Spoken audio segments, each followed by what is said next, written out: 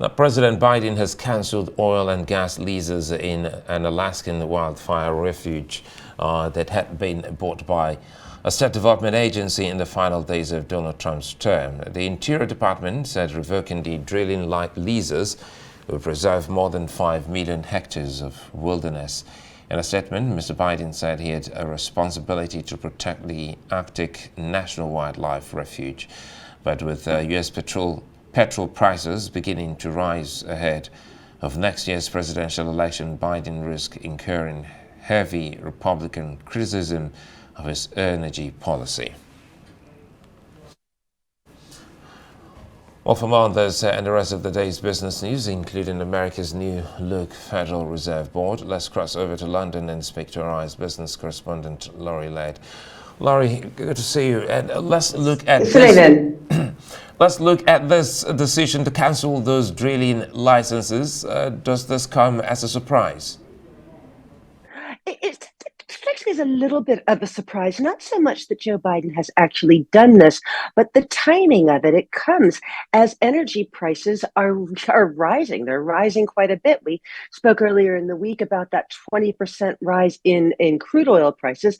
That will read into petrol prices, which are so very emotive for American drivers. And it's remarkable because a liter of petrol in the US it costs about the same as a liter of petrol in places like Senegal and Mozambique. It is much, much cheaper than anywhere else in the developed world.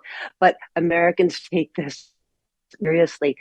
In general, though, Joe Biden's energy policy has been a little bit disjointed, to say the least. I'm sure you recall about 18 months ago, maybe a little bit longer, after the initial Russian invasion of Ukraine, when oil prices shot through the ceiling, Joe Biden was on television criticizing oil explorers who may have had drilling licenses that they had not yet used. He was threatening to fine them. He was positively encouraging drilling. So it really is a little bit of surprise. It's difficult to see with Joe Biden where he goes next with energy policy.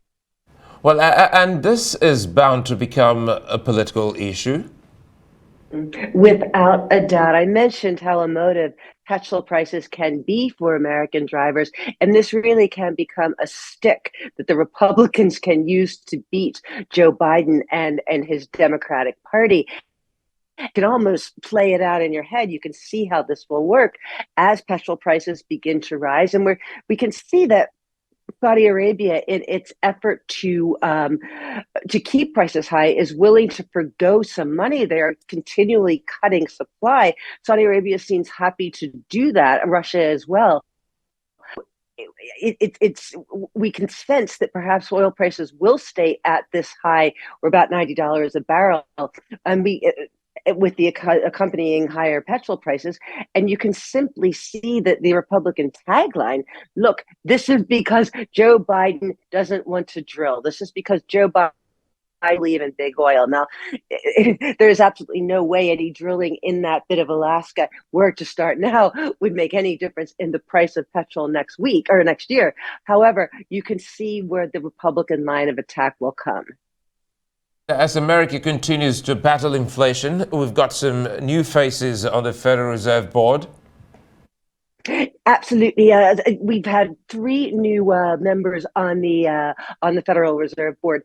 Not new per se, but they have now been confirmed into their roles, led by Philip Jefferson, who is now the vice chair of the Federal Reserve. He's an African American, the second American to hold. Well, apologies, we lost the connection to Laurie Laird in London.